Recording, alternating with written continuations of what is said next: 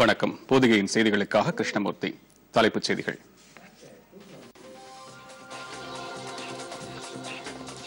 சரக்கு மற்றும் சேவை வரி எளிதாக்கப்படும். 99% பொருட்கள் மீதான வரி 18% கீழ் கொண்டுவரப்படும். பிரதமர் நரேந்திர மோடி.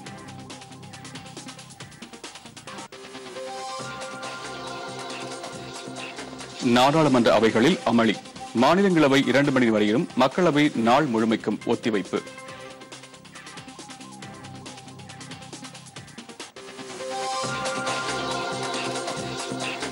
மொபைல் சேவை, வங்கிக் கணக்கு ஆகியவற்றிற்கு ஆதாரை பயன்படுத்துவது கட்டாயமல்ல. மத்திய அமைச்சரவை முடிவு.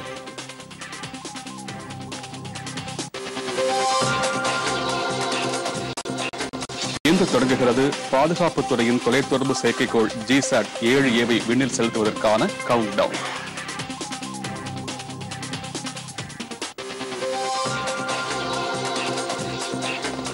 ஏர்செல் மேக்சிஸ் வழக்கில் முன்னாள் மத்திய அமைச்சர் ப. சிதம்பரம், அவரது மகன் கார்த்தி சிதம்பரம் ஆகியோரை கைது செய்வதற்கு எதிராக விதிக்கப்பட்ட தடை ஜனவரி 11ஆம் தேதி வரை நீட்டிப்பு.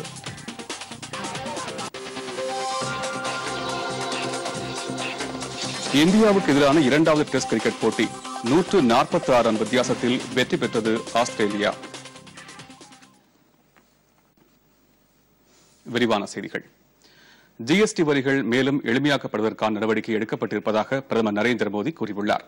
மும்பையில் இன்று குடியரசு உச்சி மாநாட்டில் உரையாற்றிய அவர், ஜிஎஸ்டியில் 99% பொருட்களுக்கு 18%க்கும் குறைவாகவே வரி விதிக்கப்படுவதாக தெரிவித்தார். ஜிஎஸ்டி அமலாக்கத்திற்கு முன்னர் இருந்ததை விட தற்போது ஜிஎஸ்டியில் பதிவு செய்தவர்களின் எண்ணிக்கை கணிசமாக உயர்ந்துள்ளது என்று அவர் கூறினார். 25% ஜிஎஸ்டி ஒரு சில தேர்ந்தெடுக்கப்பட்ட சொகுசு பொருட்களுக்கு மட்டுமே விதிக்கப்படும் என்று பிரதமர் குறிப்பிட்டார். இந்த வரிமுறை மீதான விவாதங்களை அடுத்து இது மேம்படுத்தப்பட்டு வருவதாகவும் பிரதமர் கூறினார். ஊழலை ஒழிப்பதில் தமது அரசு உறுதியுடன் இருப்பதாக தெரிவித்த பிரதமர், ஊழல் சாதாரணமான விஷயம் என்பது போல கருதப்படுவதாகவும் இந்த நிலை தொடரக்கூடாது என்றும் பிரதமர் கூறினார். அனைத்து வீடுகளுக்கும் சமையல் எரிவாயு இணைப்பு கொடுக்க அரசு எடுத்துள்ள நடவடிக்கைகள் பற்றி குறிப்பிட்டு, தற்போது ஏழை குடும்பங்கள் அனைத்திற்கும் இலவச எரிவாயு இணைப்பு தரும் நிலை ஏற்பட்டிருப்பதாக கூறினார்.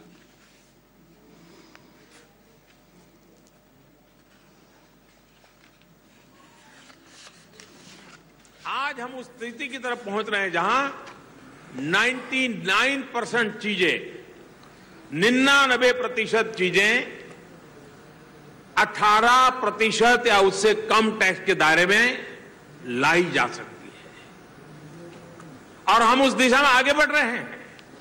उसके बाद जो 1-आधा% लग्जरी आइटम्स होंगे वो ही शायद 18% के बाहर रह जाएंगे. हमारा यह मत है कि जीएसटी को जितना सरल और सुविधा. பின்னர் மகாராஷ்டிர ஆளுநர் மாளிகையில் நடைபெற்ற ஒரு நிகழ்ச்சியில் ஆர்.கே. லக்ஷ்மண் எழுதிய டைம்லெஸ் லக்ஷ்மண் என்ற நூலை பிரதமர் வெளியிட்டார்.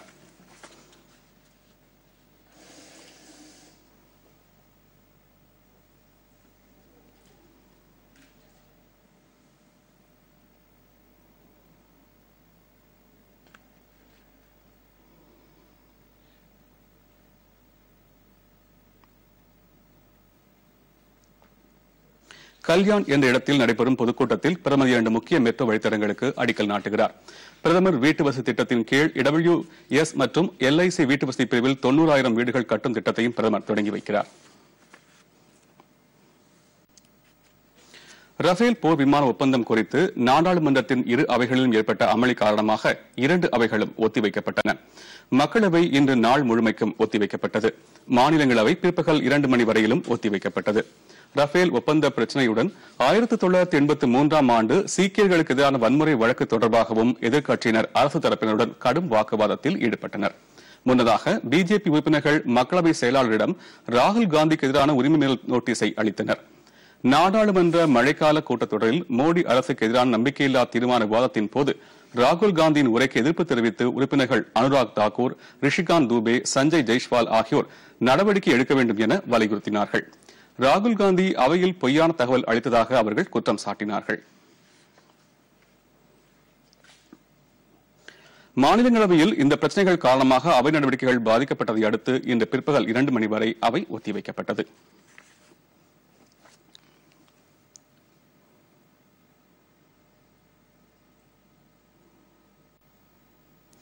மொபைல் தொலைபேசி இணைப்பு, வங்கிக் கணக்கு ஆகியவற்றிற்கு ஆதாரம் இணைப்பது விருப்பத்தின் பேரில் நடைபெறும் முறைக்கு மத்திய அமைச்சரவை ஒப்புதல் அளித்துள்ளது. பிரதமர் நரேந்திர மோடி தலைமையில் நடைபெற்ற பொருளாதார விவகாரங்களுக்கான அமைச்சரவை குழு இந்த ஒப்புதலை அளித்தது. அமைச்சரவை கூட்டத்திற்கு பின் செய்தியாளர்களிடம் பேசிய மத்திய அமைச்சர் ரவிசங்கர் பிரசாத், பீகார் மாநிலம் பாட்னாவில் கங்கை ஆற்றின் குறுக்கே புதிய பாலம் அமைப்பதற்கும் மத்திய அமைச்சர் ஒப்புதல் அளித்ததாக கூறினார். இந்த புதிய பாலத்திட்டம் 2023 ஜனவரி மாதம் நிறைவடையும் என்று தெரிவித்தார். தற்போதுள்ள MG சேது என்ற 19வது எண் தேசிய நெடுஞ்சாலையின் மீதான பாலத்திற்கு இணையாக இந்த புதிய பாலம் 5.6 கிலோமீட்டர் தூரத்திற்கு அமைக்கப்படும். பிரதமர் உஜ்வாலா திட்டத்தின் கீழ் பயனாளிகளின் எண்ணிக்கையை அதிகரிக்கவும் ஒப்புதல் அளிக்கப்பட்டது. இதன்படி அனைத்து ஏழை குடும்பங்களும் இலவச எரிவாயு இணைப்பு அளிக்கப்படும். இந்தியாவுக்கும் பிரான்சுக்கும் இடையேயான புதிய மற்றும் புதுப்பிக்கக்கூடிய எரிசக்தி குறித்த புரிந்துணர்வு ஒப்பந்தத்திற்கும் அமைச்சரவை ஒப்புதல் அளித்தது. இந்த ஒப்பந்தம் சென்ற அக்டோபர் மாதம் கையெழுத்தானது. மாற்றுத்திறனாளிகள் துறையில் இந்தியாவுக்கும் ஆஸ்திரேலியாவுக்கும் இடையே ஒத்துழைப்புக்கான புரிந்துணர்வு ஒப்பந்தம், இந்தியாவுக்கும் தென்னாப்பிரிக்காவுக்கும் கூட்டாக தபால் தலைகளை வெளியிடுவதற்கான திட்டம், மனிதவள மேம்பாட்டுத் துறையில் இந்தியாவுக்கும் ஆப்கானிஸ்தானுக்கும் இடையேயான புரிந்துணர்வு ஒப்பந்தம் ஆகியவற்றிற்கும் மத்திய அமைச்சரவை ஒப்புதல் அளித்தது. நிலையான வளமான மாலத்தீவு அமைவதற்கு இந்தியா ஆதரவு அளிக்கும் என்று குடியரசுத் தலைவர் ராம்நாத் கோவிந்த் உறுதியளித்துள்ளார். குடியரசுத் தலைவர் மாளிகையில் நேற்று மாலத்தீவு அதிபர் இப்ராஹிம் முகமது ஷோலியை வரவேற்று பேசிய அவர், அதிபர் ஷோலி தனது முதலாவது அரசுமுறை பயணத்திற்கு இந்தியாவை தேர்ந்தெடுத்ததற்கு நாடு பெரிதும் பெருமிடுவதாக கூறினார். மாலத்தீவுடனான உறவுகளுக்கு இந்தியா மிகுந்த முக்கியத்துவம் அளிக்கிறது என்று குறிப்பிட்ட குடியரசுத் தலைவர், அந்த நாடு தனது வளர்ச்சியில் மிகவும் நண்பனாக இந்தியாவை கருதலாம் என்று உறுதியளித்தார். இருதரப்பு விஷயங்களில் மட்டுமின்றி உலக பிரச்சனைகளில் இரு நாடுகளின் கூட்டாண்மை மேம்படுத்தப்பட வேண்டும் என்று ராம்நாத் கோவிந்த் கூறினார். சர்வதேச சூரிய சக்தி கூட்டணி மூலம் இந்தியா பருவநிலை மாற்றத்திற்கு எதிரான போரில் முன்னணியை எடுத்துள்ளது என்று குறிப்பிட்ட அவர், மாலத்தீவுகள் இந்த கூட்டணியில் சேர்ந்து அதன் முயற்சிகளுக்கு வலு சேர்க்க வேண்டும் என்று கேட்டுக் கொண்டார். பிரதமர் நரேந்திர மோடியுடன் அதிபர் ஷோலி நடத்திய பேச்சுக்களை அடுத்து நேற்று பல்வேறு துறைகளில் இந்தியாவுக்கும் மாலத்தீவுக்கும் இடையே 4 உடன்பாடுகள் கையெழுத்தாகின.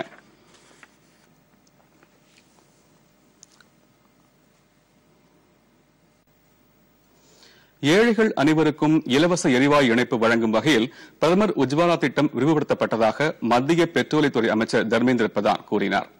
இதுகுறித்து புதுதில்லியில் செய்தியாளர்களிடம் பேசிய அவர், இந்த திட்டத்தின் கீழ் வறுமை கோட்டுக்கு கீழ் உள்ள குடும்பங்களைச் சேர்ந்த பெண்களுக்கு சமையல் எரிவாயு இணைப்பு வழங்க முதலில் வகை செய்யப்பட்டது என்றும், பின்னர் SC ST குடும்பத்தினர் உள்ளிட்டோருக்கும் எரிவாயு இணைப்பு வழங்கப்பட்ட நிலையில் தற்போது அனைத்து ஏழைகளுக்குமாக இந்த திட்டம் விரிவுபடுத்தப்பட்டுள்ளது என்றும் தெரிவித்தார். இதற்கான முடிவு தில்லியில் நேற்று நடைபெற்ற பொருளாதார விவகாரங்களுக்கான அமைச்சரவை குழு கூட்டத்தில் எடுக்கப்பட்டதாக கூறிய தர்மேந்திர பிரதான், 50% அதிகமான பழங்குடியின மக்கள் தொகையை கொண்ட ஒன்றியங்களில் உறைவிட பள்ளி அமைப்பதற்கும் பொருளாதார விவகாரங்களுக்கான அமைச்சரவை குழு கொள்கை அளவில் ஒப்புதல் அளித்துள்ளதாக தெரிவித்தார். GSLV F-11 ராக்கெட் நாளை விண்ணில் ஏவப்படுகிறது. GSAT 7A என்ற ராணுவ தொலைத்தொடர்பு செயற்கைக்கோளை ஏற்றிச் செல்லும் இதற்கான கவுண்டவுன் இன்று தொடங்குகிறது. இந்திய விமானப்படையின் தகவல் தொடர்பு செயற்கைக்கோளான GSAT 7A உடன் GSLV F-11 ராக்கெட் நாளை மாலை 4:10 மணிக்கு விண்ணில் ஏவப்படுகிறது. இது ஆந்திர மாநிலம் ஸ்ரீஹரிகோட்டாவில் உள்ள சதீஷ் தவான் விண்வெளி ஆய்வு மையத்தில் உள்ள 2வது ஏவுதளத்திலிருந்து ஏவப்பட உள்ளதாக இஸ்ரோ விஞ்ஞானிகள் தெரிவித்தனர். இந்த தகவல் தொடர்பு செயற்கைக்கோள் ஆயுதப்படைகளின் திறன் உயர்வுக்கு பயன்படும். அதே சமயம் இந்திய விமானப்படைக்கு என தயாரிக்கப்பட்ட முதலாவது செயற்கைக்கோளான இது அப்படையின் போர் விமானங்களை ஒருங்கிணைக்கவும் போர் நடவடிக்கைகளின் போது ஒருங்கிணைக்கும் பொது வேவு தகவல் பெறுவதற்கும் பெரிதும் உதவும். இந்த செயற்கைக்கோளின் 70% விமானப்படைக்கும் எஞ்சியுள்ள திறன் ராணுவத்திற்கும் பயன்படுத்தப்படும் என்று பாதுகாப்பு வட்டாரங்கள் தெரிவித்தன. இந்த செயற்கைக்கோள் KU பாண்ட் அலைவரிசையில் செயல்பட்டு மிக உயர்ந்த உடனுக்குடனான விமானத்திலிருந்து மற்றொரு விமானத்திற்கு தகவல் சேவையை வழங்க முடியும். ஆகாயத்தில் பறக்கும் விமானங்களுக்கும் தரையில் இருக்கும் அதன் கட்டுப்பாட்டு தலைவர்களுக்கும் இடையேயும் தகவல் சேவையை இது வழங்கும். தற்போது ராணுவத்தின் ராடார்கள் மற்றும் இதர தகவல் நிலையங்கள் அளிக்கும் தரைநிலை தகவல் தொடர்பு சேவையை பல மடங்கு உயர்த்துவதற்கு இந்த செயற்கைக்கோள் உதவும். இதுபற்றி கருத்து தெரிவித்த ராணுவத்தைச் சேர்ந்த முதுபெரும் வீரர் ஒருவர், இது முக்கியமான நடவடிக்கை என்றும் நெட்வொர்க் அடிப்படையில் மேற்கொள்ளப்படும் போர் நடவடிக்கைகளின் போது இது பெருத்த முன்னேற்றத்தை அளிக்கும் என்றும் கூறினார். மேலும் போர் விமானங்களின் பைலட்டுகள் தலைமையிடத்துடன் விமானத்தில் பறந்தபடியே சிறப்பாக தொடர்பு கொள்ள முடியும் என்று தலைமையிடம் அப்போதைய தகவல்களை பெற முடியும் என்றும் அவர் கூறினார்.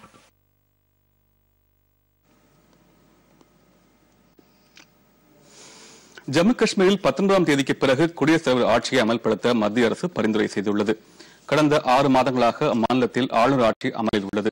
இந்த ஆட்சி நாளையுடன் முடிவடைய இருப்பதால் அதன் பிறகு குடியரசுத் தலைவர் ஆட்சியை அமல்படுத்த வேண்டும் என்று மத்திய உள்துறை அமைச்சகத்திற்கு ஜம்மு காஷ்மீர் ஆளுநர் சத்யபால் மாலிக் அறிக்கை அனுப்பினார். இதையடுத்து அம்மாநிலத்தில் குடியரசுத் தலைவர் ஆட்சியை அமைக்க மத்திய அரசு பரிந்துரை செய்துள்ளது. பிஜேபியின் வருவாய் சென்ற நிதியாண்டில் 1027 கோடி ரூபாயாக இருந்ததாக தகவல்கள் வெளியாகியுள்ளன. ஜனநாயக சீர்திருத்தத்திற்கான தேர்தல் கண்காணிப்பு சங்கம் வெளியிட்டுள்ள அறிக்கையில் இந்த தகவல்கள் வெளியாகியுள்ளன. இதில் 750 கோடி ரூபாய் செலவிடப்பட்டிருப்பதாகவும் அதில் தெரிவிக்கப்பட்டுள்ளது. மார்க்சிஸ்ட் கம்யூனிஸ்ட் கட்சியின் வருவாய் 104 கோடி ரூபாயாகவும் பகுஜன் சமாஜ் கட்சி 51 கோடி ரூபாயாகவும் இருப்பதாக அதில் தெரிவிக்கப்பட்டுள்ளது. தேர்தல் செலவினம் குறித்த கணக்கை தேர்தல் ஆணையத்திடம் காங்கிரஸ் கட்சி சமர்ப்பிக்காததால் அக்கட்சியின் வருவாய் குறித்த தகவல் அதில் வெளியிடப்படவில்லை. ரஃபேல் போர் விமான ஒப்பந்தம் குறித்து நாடாளுமன்றத்தில் எந்த வடிவத்தில் விவாதிக்க பிஜேபி தயாராக இருப்பதாக அக்கட்சியின் தேசிய பொதுச் செயலாளர் ராம் மாதவ் கூறியுள்ளார். இன்று சென்னையில் செய்தியாளர்களிடம் பேசிய அவர் இந்த பிரச்சினையில் கூட்டு நாடாளுமன்ற குழுவின் விசாரணைக்கு அவசியம் இல்லை என்று கூறினார். இந்த விவகாரத்தில் அனைத்து நடைமுறைகளும் முறையாக பின்பற்றப்பட்டுள்ளதாக உச்சநீதிமன்றம் தீர்ப்பளித்துள்ளதை சுட்டிக்காட்டிய அவர் டசால்ட் நிறுவனத்தின் இந்திய கூட்டு நிறுவனம் வெளிப்படையான முறையில் தேர்ந்தெடுக்கப்பட்டதாகவும் விலை குறித்த நடைமுறைகள் கவனமாக கையாளப்பட்டதாகவும் கூறினார். இவை அனைத்தையும் கருத்தில் கொண்ட உச்சநீதிமன்றம் பிரதமர் நரேந்திர மோடி தலைமையிலான அரசை குற்றம் சொல்வதற்கு ஏதும் இல்லை என்று தெளிவுபடுத்தியதை சுட்டிக்காட்டினார். காங்கிரஸ் கட்சியும் அதன் தலைவர் ராகுல் காந்தியும் நாட்டு மக்களுக்கு தவறான தகவல்களை தெரிவித்து வருவதாகவும் அதற்காக அவர்கள் நாடாளுமன்றத்திடம் நாட்டு மக்களிடம் மன்னிப்பு கோர வேண்டும் என்றும் கூறினார். எதிர்க்கட்சிகள் ஆதாரம் இல்லாமல் தெரிவித்து வரும் குற்றச்சாட்டுகளை பற்றி கவலைப்படாமல் அரசு ரஃபேல் போர் விமான ஒப்பந்தத்தை முழுமையாக நடைமுறைப்படுத்தும் என்றும் அவர் தெரிவித்தார். உலக புலம்பெயர்வோர் தினம் இன்று அனுசரிக்கப்படுகிறது. புலம்பெயர்பவர்களுக்கு உரிய கண்ணியத்தை வழங்க வேண்டும் என்ற கருத்தை மையமாக வைத்து கடைபிடிக்கப்படும் இந்த தினத்தில் போர் மற்றும் ஸ்திரமற்ற சூழலால் பிற நாடுகளுக்கு புலம்பெயரும் அகதிகளுக்கு அண்டை நாடுகள் உரிய பாதுகாப்பு மற்றும் உதவிகள் வழங்க வேண்டும் என ஐநா வலியுறுத்தி வருகிறது. இதுவரை உலக அளவில் சுமார் 3400 அகதிகள் போதிய உதவி மற்றும் ஆதரவு கிடைக்காமல் பசி மற்றும் பட்டினியால் தங்கள் இன்னுயிரை துறந்திருப்பதாக ஐநா வெளியிட்டுள்ள அறிக்கையில் தெரிவிக்கப்பட்டுள்ளது. எனவே அகதிகளுக்கு தேவையான உதவிகளை வழங்க வேண்டும் எனவும் ஐநா வலியுறுத்தியுள்ளது.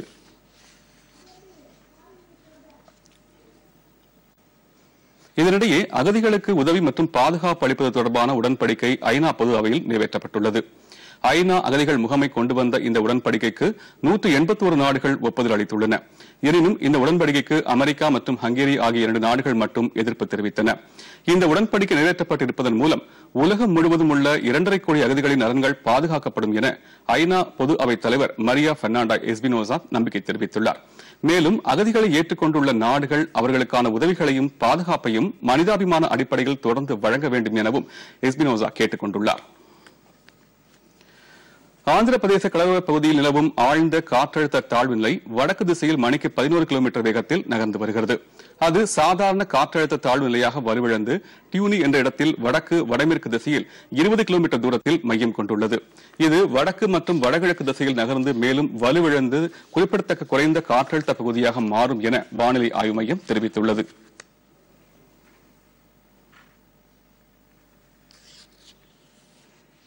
இதனிடையே பெய்ட்டி புயல் கிழக்கு கோதாவரி மாவட்டத்தில் பேரழிவை ஏற்படுத்தியுள்ளது. நேற்று இந்த புயல் கரையை கடந்த போது பெரிய நிலப்பரப்பில் பயிர்கள் சேதமடைந்தன.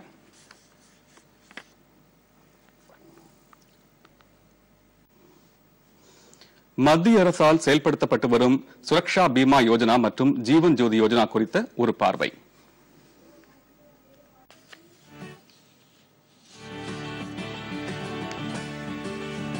ஏழை எளிய மக்கள் வங்கிகளில் பரிவர்த்தனைகளை செய்ய வேண்டும் என்பதற்காக அவர்களின் வாழ்க்கையில் ஏற்படும் உயிரிழப்புகளுக்கு உரிய நிவாரணம் உடனடியாக கிடைக்க வேண்டும் என்பதற்காக ஏற்படுத்தப்பட்டதுதான் சுரக்ஷா பீமா யோஜனா மற்றும் ஜீவன் ஜோதி யோஜனா. பிரதம மந்திரியால் கொண்டுவரப்பட்ட இத்திட்டங்கள் தற்போது மக்கள் மத்தியில் நல்ல வரவேற்பை பெற்றுள்ளன. ஆண்டுக்கு ரூபாய் 12 மட்டும் செலுத்தி பீமா சுரக்ஷா யோஜனா திட்டத்தில் இணைத்துக் கொள்ளலாம். அதேபோல் ஆண்டுக்கு 330 ரூபாய் செலுத்தி ஜீவன் ஜோதி யோஜனா திட்டத்தில் தங்களை இணைத்துக் கொள்ளலாம். இந்த இரு திட்டங்கள் மூலம் மக்கள் தங்களுக்கு ஏற்படும் உயிரிழப்புகளை காப்பீடு மூலம் பெற முடியும். இயற்கை மற்றும் விபத்து போன்ற உயிரிழப்பு ஏற்பட்டாலும் ரூபாய் 2 லட்சம் நிவாரண நிதியாக கிடைக்கும். 18 வயது முதல் 50 வயதுக்குள்ள அனைவரும் ஜீவன் ஜோதி பீமா யோஜனா திட்டத்தில் தங்களை இணைத்துக் கொள்ளலாம். இவர்கள் ஆண்டுதோறும் 330 ரூபாய் சந்தா தொகை செலுத்தினால் போதும். விழுப்புரம் மாவட்டத்தின் முன்னோடி வங்கியான இந்தியன் வங்கியில் இதுவரை 1 லட்சத்திற்கும் மேற்பட்ட ஜன்தன் வங்கிக் கணக்குகள் துவக்கப்பட்டுள்ளன. இந்த வங்கிக் கணக்குகளை ஜீவன் ஜோதி பீமா யோஜனா திட்டத்தில் மக்கள் பயனடைந்து வருகின்றனர். இந்த திட்டத்தை மக்கள் மத்தியில் விரிவுபடுத்தும் வங்கிகள் மூலம் 60க்கும் மேற்பட்ட முகவர்களை வங்கி நியமித்துள்ளது. இவர்கள் மக்களிடையே நேரடியாக சென்று வங்கி பண பரிவர்த்தனை குறித்து அவர்களுக்கு விழிப்புணர்வை ஏற்படுத்தி வருகின்றனர். இதனால் மக்கள் எந்தவித சிரமமும் இன்றி வங்கி பரிவர்த்தனை செய்து வருகின்றனர். இதுகுறித்து காலை ஒன்றியத்திற்குட்பட்ட இந்தியன் வங்கி மேலாளர் கூறுகையில், பயனாளி சிலம்பரசன்.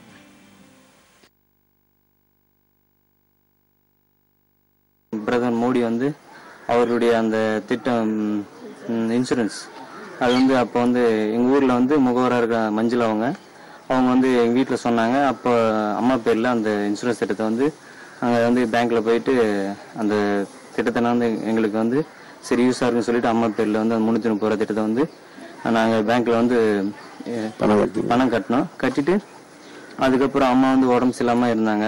இப்போ 2 வருஷம் முன்னாடி இறந்துட்டாங்க. இறந்ததுனால இந்த திட்டம் எங்களுக்கு ரொம்ப பயனா இருந்துச்சு. அந்த பணம் கிட்டத்தட்ட 2 லட்ச ரூபா எங்களுக்கு கொடுத்தாங்க. அந்த பணம் உடனே எந்த ஒரு இதுவும் அழைச்சில்லாம எங்களுக்கு சேர்றதுக்கு நல்ல பயனா இருந்துச்சு. பொதிகை செய்திகளுக்காக சுரேஷ், விழுப்புரம். பார்ப்போம்.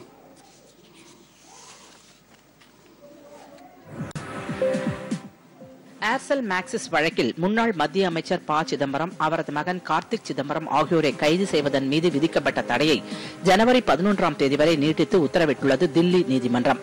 இந்த வழக்கில் தரப்பட்டுள்ள புதிய ஆவணங்கள் தொடர்பாக விசாரணை நடத்த வேண்டியுள்ளதாக சிபிஐ மற்றும் அமலாக்கத்துறை நீதிமன்றத்தில் தெரிவித்திருந்தன. இதையடுத்து வழக்கில் தொடர்புடைய பிறரிடம் வரும் ஜனவரி 11ஆம் தேதி வரை விசாரணை நடத்த நீதிபதி அனுமதி வழங்கினார். காங்கிரஸ் கட்சியின் மூத்த தலைவர் சஜ்ஜன்குமார் அக்கட்சியின் அடிப்படை உறுப்பினர் பொறுப்பிலிருந்து விலகியுள்ளார். இது தொடர்பாக அவர் இன்று அக்கட்சியின் தலைவர் ராகுல் காந்திக்கு கடிதம் எழுதியுள்ளதாக கூறப்படுகிறது. 1984ஆம் ஆண்டு அப்போதைய பிரதமர் இந்திரா காந்தி படுகொலை செய்யப்பட்டதை அடுத்து நடைபெற்ற சீக்கியர்களுக்கு எதிரான கலவர வழக்கில் தில்லி உயர்நீதிமன்றம் அவருக்கு நேற்று ஆயுள் தண்டனை விதித்து தீர்ப்பளித்தது குறிப்பிடத்தக்கது. தெலங்கானாவில் ஆளும் டிஆர்எஸ் கட்சி அந்த கட்சியின் 4 சட்டமன்ற மேலவை உறுப்பினர்களுக்கு எதிராக கட்சித்தாவல் தடை சட்டத்தின் கீழ் நடவடிக்கை எடுக்க வேண்டும் என்று கோரியுள்ளது. இது தொடர்பாக அந்த கட்சியின் கொறடா மேலவை தலைவருக்கு எழுதியுள்ள கடிதத்தில் கொண்டா முரளி, பூபதி ரெட்டி, யாதவ ரெட்டி, ராமுலு நாயக் ஆகிய 4 உறுப்பினர்கள் கடந்த சட்டமன்ற தேர்தலின் போது கட்சிக்கு எதிராக செயல்பட்டதாக புகார் தெரிவித்துள்ளார். தலைநகர் புதுதில்லியில் காற்று மாசு மீண்டும் அதிகரித்து 336 புள்ளிகள் என்ற அளவை எட்டியுள்ளது. இது மிக மோசமான அளவு என்று மத்திய மாசு கட்டுப்பாட்டு வாரியம் கூறியுள்ளது. இதனிடையே காற்று மாசு தொடர்பாக தேசிய நெடுஞ்சாலைத்துறை ஆணையம், தில்லி மெட்ரோ போக்குவரத்து கழகம் உள்ளிட்ட 13 நிறுவனங்களுக்கு மத்திய மாசு கட்டுப்பாட்டு வாரியம் மாசு தொடர்பான புகார்கள் மீது நடவடிக்கை எடுக்க வேண்டும் என்று கூறி நோட்டீஸ் அனுப்பியுள்ளது. கொள்ளிடம் முக்கொம்பு மேலணையை புதிதாக கட்ட தமிழக அரசின் பொதுப்பணித்துறை ஒப்பந்த புள்ளி கோரியுள்ளது. இதற்கான விண்ணப்பங்களை வரும் ஜனவரி மாதம் 30ஆம் தேதி பிற்பகல் 3 மணி வரை சமர்ப்பிக்கலாம். அணை கட்டும் பணி பிப்ரவரி மாதத்தில் தொடங்கி அடுத்த 12 மாதங்களுக்குள் நிறைவடையும் என்று தமிழக அரசு தெரிவித்துள்ளது. ஒருமுறை மட்டுமே பயன்படுத்தி தூக்கி எறியப்படும் பிளாஸ்டிக் பொருட்களுக்கு தமிழக அரசு விதித்த ஆணையின் மீது தடை விதிக்க சென்னை உயர்நீதிமன்றம் மறுத்துவிட்டது. இது தொடர்பாக பிளாஸ்டிக் உற்பத்தியாளர்கள் சங்கம் சார்பில் உயர்நீதிமன்றத்தில் வழக்கு தொடரப்பட்டிருந்தது. இந்த வழக்கை இன்று விசாரித்த உயர்நீதிமன்றம் வரும் ஜனவரி மாதம் முதல் நடைமுறைக்கு வரவுள்ள அரசாணைக்கு தடை விதிக்க மறுப்பு தெரிவித்துள்ளது. கீழடியில் 5ஆம் கட்ட அகழ்வாய்வை நடத்த தமிழக அரசுக்கு மத்திய தொல்லியல் துறை அனுமதி வழங்கியுள்ளது. அங்கு முதல் 3 அகழ்வு ஆய்வுகளை மத்திய அரசின் தொல்லியல் துறை நடத்திய நிலையில் 4ஆம் கட்ட ஆய்வை நடத்த முன்வரவில்லை. இதையடுத்து தமிழக அரசு 47 கோடி ரூபாய் செலவில் 4ஆம் கட்ட அகழ்வாய்வை நடத்தியது. இதையடுத்து தற்போது 5ஆம் கட்ட அகழ்வாய்வு மேற்கொள்ள அனுமதி வழங்கப்பட்டுள்ளது. திருப்பூர், நாமக்கல் மாவட்டங்களில் புதிதாக உருவாக்கப்பட்ட பால் உற்பத்தியாளர் கூட்டுறவு ஒன்றியங்களை தொடங்கி வைத்தார் முதலமைச்சர் எடப்பாடி பழனிசாமி. கோவை, சேலம், ஈரோடு பால் உற்பத்தியாளர் கூட்டுறவு ஒன்றியங்களை மறுசீரமைத்து புதிதாக உருவாக்கப்பட்ட இந்த 2 மாவட்டங்களிலும் புதிய ஒன்றியங்கள் தொடங்கப்பட்டன. இவற்றை முதலமைச்சர் தலைமை செயலகத்தில் நடைபெற்ற காணொலி காட்சி மூலம் தொடங்கி வைத்தார். தமிழகத்தில் குழந்தைகளுக்கு வீடு தேடி சென்று ஆதார் அட்டையை வழங்கும் திட்டத்தை முதலமைச்சர் எடப்பாடி பழனிசாமி தொடங்கி வைத்தார். இந்த திட்டத்தின் கீழ் 5 வயதுக்குட்பட்ட குழந்தைகளுக்கு அவர்களின் வீட்டுக்கே சென்று ஆதார் அட்டை வழங்கப்படும். இதற்காக அங்கன்வாடி பணியாளர்களுக்கு சுமார் 32 கோடி ரூபாய் செலவில் லேப்டாப், பயோமெட்ரிக் இயந்திரங்களை முதலமைச்சர் வழங்கினார். மறைந்த முன்னாள் முதல்வர் ஜெயலலிதாவின் மருத்துவ சிகிச்சைக்கு 6 கோடியே 85 லட்சம் ரூபாய் செலவானதாக நீதிபதி ஆறுமுகசாமி விசாரணை ஆணையத்திடம் தகவல் கொடுக்கப்பட்டுள்ளது. அப்பல்லோ மருத்துவமனை சார்பில் வழங்கப்பட்ட தகவலில் மருத்துவ செலவுகளுக்கு சுமார் 2 கோடியே 22 லட்சம் ரூபாயும், அறை வாடகையாக 24 லட்சம் ரூபாயும், உணவுக்காக 1 கோடியே 17 லட்சம் ரூபாயும் செலவானதாக கூறப்பட்டுள்ளது. வைகுண்ட ஏகாதசியை முன்னிட்டு ஸ்ரீரங்கம் அரங்கநாதர் திருக்கோவிலில் இன்று அதிகாலை சொர்க்கவாசல் திறக்கப்பட்டது. 108 திவ்ய தேசங்களில் முதன்மையானது என்று போற்றப்படும் ஸ்ரீரங்கம் ரங்கநாதர் திருக்கோவிலில் பல்லாயிரக்கணக்கான மக்கள் கலந்து கொண்டு அரங்கநாதரை தரிசித்தனர். சென்னை திருவல்லிக்கேணியில் உள்ள பார்த்தசாரதி கோவிலிலும் அதிகாலை சொர்க்கவாசல் திறக்கப்பட்டது. வைகுண்ட ஏகாதசியை முன்னிட்டு சென்னை திருவல்லிக்கேணி பார்த்தசாரதி கோவில் அருகே பிஜேபி சார்பில் தண்ணீர் பந்தலை திறந்து வைத்தார் அக்கட்சியின் மாநில தலைவர் தமிழிசை சவுந்தரராஜன். பின்னர் செய்தியாளர்களிடம் பேசிய அவர், அடுத்த நாடாளுமன்ற தேர்தலிலும் பிஜேபி வெற்றி பெறும் என்றும் பிரதமராக நரேந்திர மோடி பதவியேற்பார் என்றும் நம்பிக்கை தெரிவித்தார்.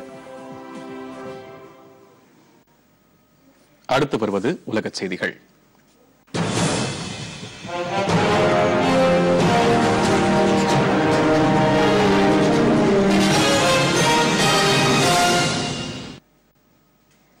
இலங்கையில் அந்நாட்டு அதிபர் மைத்ரிபால சிறிசேனா தனது கட்சி நாடாளுமன்ற உறுப்பினர்கள் ரணில் விக்ரமசிங்கே அரசில் சேரக்கூடாது என்று கேட்டுக் கொண்டுள்ளார். பிரதமர் ரணில் விக்ரமசிங்கேவுக்கு தனது எதிர்ப்பை தெரிவிக்கும் வகையில் இந்த கருத்தை தனது இலங்கை சுதந்திர கட்சி நாடாளுமன்ற உறுப்பினர்கள் 21 பேரிடம் இன்று நடைபெற்ற கூட்டத்தில் அதிபர் தெரிவித்ததாக செய்திகள் கூறுகின்றன. சென்ற ஞாயிற்றுக்கிழமை பதவியேற்ற விக்ரமசிங்கே அரசில் சேருவதற்கு இந்த உறுப்பினர்கள் விருப்பம் தெரிவித்திருந்த பின்னணியில் அதிபரின் வேண்டுகோள் விடுக்கப்பட்டுள்ளது. இதனிடையே விக்ரமசிங்கேயின் அமைச்சரவை இறுதி செய்யப்பட்டு வருவதாகவும் அடுத்த சில நாட்களில் அவருக்கு பதவி பிரமாணம் செய்து வைக்கப்படும் என்றும் செய்திகள் கூறுகின்றன. இதேவேளையில் இன்று நடைபெறும் நாடாளுமன்ற கூட்டத்தில் நிர்வாக அதிபர் பதவி அகற்றிவிடுவதற்கான தீர்மானத்தின் மீது விவாதம் நடைபெறும் என தெரிகிறது. மதுபான தொழில் அதிபர் விஜய் மல்லையாவுக்கு எதிராக இங்கிலாந்து உயர்நீதிமன்றத்தில் வரும் ஆண்டு திவால் நடைமுறைகள் தொடங்கப்படும் என்று தெரிகிறது. இந்திய வங்கிகளின் குழு ஒன்று இவர் பெற்ற சுமார் 114 கோடி பவுண்ட் கடனை திரும்ப வசூலிக்க முயற்சியான இந்த நடவடிக்கையை மேற்கொண்டுள்ளது. இந்த ஆண்டின் முற்பகுதியில் பாரத ஸ்டேட் வங்கி தலைமையிலான 13 வங்கிகளின் சார்பில் வழக்குகளில் ஆஜாகி வெற்றியை பெற்றுத் தந்த இங்கிலாந்தில் உள்ள TST LLB என்ற சட்ட நிறுவனம் இந்த தகவலை தெரிவித்துள்ளது. 2019ஆம் ஆண்டு முதல் பாதியில் லண்டனில் உள்ள உயர்நீதிமன்றத்தில் இவரது திவால் வழக்குகள் மாற்றப்பட்டு நடைபெறவிருப்பதாக இந்த நிறுவனம் தெரிவிக்கிறது.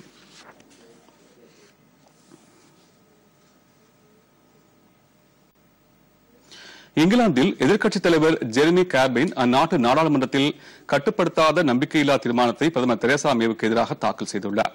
பிரதமர் மே பிராக்சிஸ் விவகாரத்தில் நாடாளுமன்ற வாக்கெடுப்பு டிசம்பர் மாதம் 11ஆம் தேதிக்கு பதிலாக ஜனவரி 14ஆம் தேதி நடைபெறும் என்று அறிவித்துள்ளதை தொடர்ந்து இந்த தீர்மானம் தாக்கல் செய்யப்பட்டுள்ளது.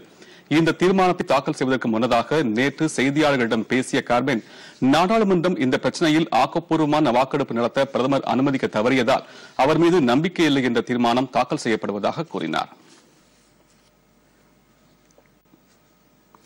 சிரியா அதிபர் பஷார் அல் அசாத்தை பதவி நீக்கம் செய்ய முயற்சி செய்யப்போவதில்லை என அமெரிக்கா அறிவித்துள்ளது. எனினும் அந்த நாட்டின் மறுசீரமைப்பு பணிகளுக்கு அமெரிக்கா உதவி செய்வதற்கு அந்த நாட்டின் ஆட்சியில் அடிப்படை மாற்றங்கள் ஏற்பட்டால்தான் சாத்தியமாகும் என்று அமெரிக்காவின் சிரியாவுக்கான சிறப்பு பிரதிநிதி ஜேம்ஸ் ஜேப்ரே கூறியிருக்கிறார். சிரியாவின் மறுசீரமைப்புக்கு 30,000 முதல் 40,000 கோடி அமெரிக்க டாலர் தேவைப்படும் என்று மதிப்பீடு செய்யப்பட்டிருப்பதாக குறிப்பிட்ட அவர், அந்த நாட்டின் அடிப்படை மாற்றங்கள் ஏற்பட்டால் அன்றி மேற்கத்திய நாடுகளும் சர்வதேச நிதி நிறுவனங்களும் நிதி வழங்க முன்வராது என்று கூறினார்.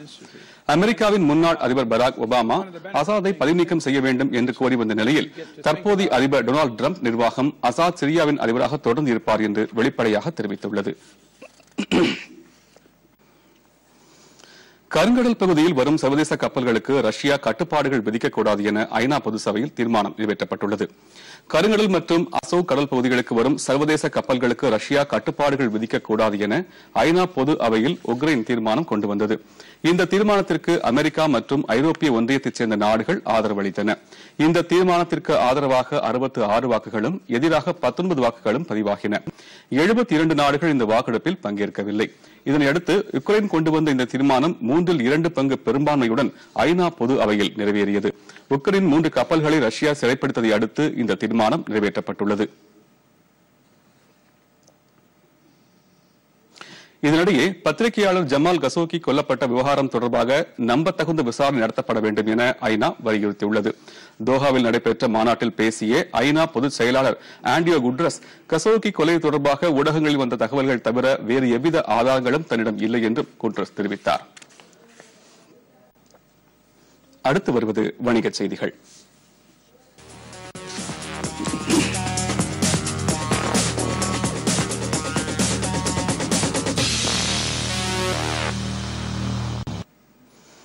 மும்பை பங்குச்சந்தை வர்த்தகம் இன்று காலை 141 புள்ளிகள் குறைந்தது. உலக அளவில் பங்கு விற்பனை அதிகரித்து லாப நோக்கத்திலான பதிவுகள் அதிகமானது காரணமாக பங்குச்சந்தை புள்ளிகள் குறைந்தன. இதனையடுத்து தொடக்க வர்த்தக நிலை 36,199.56 இருந்தது. தேசிய பங்குச்சந்தை நிப்டியில் பேரம் 47.5 புள்ளிகள் குறைந்தது. சென்னையில் இன்று ஒரு சவரன் ஆபரண தங்கம் 24,032 ரூபாய் என விற்பனையானது. 1 கிராம் தங்கம் 3,004 ரூபாய்க்கு விற்பனையானது. இது நேற்றைய விலையை விட கிராமுக்கு 11 ரூபாய் அதிகம். வெள்ளியின் விலை 1 கிலோ 40,500 ரூபாயாக இருந்தது. அமெரிக்க டாலருக்கு எதிரான இந்திய ரூபாயின் மதிப்பு இந்த வர்த்தக நேர தொடக்கத்தில் 37 பைசா அதிகரித்து 71.19 ரூபாயாக இருந்தது. அடுத்து வருவது விளையாட்டுச் செய்திகள்.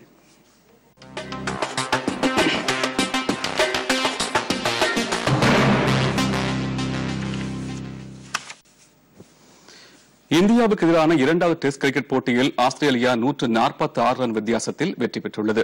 பெர்த் நகரில் நடந்த வெள்ளிக்கிழமை தொடங்கிய இந்த போட்டியில் ஆஸ்திரேலியா தனது முதல் இன்னிங்ஸில் 326 ரன்களும் இந்தியா 283 ரன்களும் எடுத்தன. இதனால் 43 ரன்னுக்கு இந்தியா பின்தங்கியது. 2வது இன்னிங்ஸை தொடங்கிய ஆஸ்திரேலியா 243 ரன்னுக்கு ஆட்டமிழந்தது. 287 ரன் என்ற வெற்றி இலக்குடன் 2வது இன்னிங்ஸை தொடங்கிய இந்தியா 140 ரன்னுக்கு அனைத்து விக்கெட்டுகளையும் இழந்து தோல்வியடைந்தது. இதனால் 4 டெஸ்டுகளை கொண்ட இந்த தொடரில் தலா ஒரு போட்டியில் வெற்றி பெற்று இரு அணிகளும் சமனில் உள்ளன. ஆஸ்திரேலியாவுக்கு எதிரான 3வது மற்றும் 4வது டெஸ்ட் கிரிக்கெட் போட்டிகளுக்கான இந்திய அணி அறிவிக்கப்பட்டுள்ளது. இதில் ஹர்திக் பாண்டியா, மாயங்க் அகர்வால் ஆகியோர் இடம்பெற்றுள்ளனர். விராட் கோலி அணித் தலைவராகவும், அஜிங்கிய ரஹானே துணைத் தலைவராகவும், ரிஷப் பாண்டே மற்றும் பார்த்திவ் பட்டேல் விக்கெட் கீப்பர்களாகவும் அறிவிக்கப்பட்டுள்ளனர். 12வது ஐபிஎல் போட்டி தொடருக்கான வீரர்களை ஏலம் எடுக்கும் நிகழ்ச்சி ஜெய்ப்பூரில் இன்று நடைபெறுகிறது. 12வது ஐபிஎல் 20 ஓவர் கிரிக்கெட் போட்டி அடுத்த ஆண்டு மார்ச் மாதம் முதல் மே மாதம் வரை நடக்கிறது. அப்போது நாடாளுமன்ற தேர்தல் நடைபெற இருப்பதால் ஐபிஎல் போட்டி நடைபெறும் இடம், தேதி இன்னும் இறுதி செய்யப்படவில்லை. இந்த நிலையில் அடுத்த சீசனுக்கான ஐபிஎல் வீரர்கள் ஏலம் ஜெய்ப்பூரில் இன்று நடக்கிறது. வீரர்கள் ஏலப்பட்டியலில் 346 வீரர்கள் இடம் பிடித்துள்ளனர். இதில் இருந்து 70 வீரர்கள் தேர்வு செய்யப்பட இருக்கிறார்கள். ஆஸ்திரிய வீரர்கள் மேக்ஸ்வெல், ஆரோன் பிஞ்ச் ஆகியோர் ஏற்கனவே ஏலத்திலிருந்து விலகிவிட்டனர்.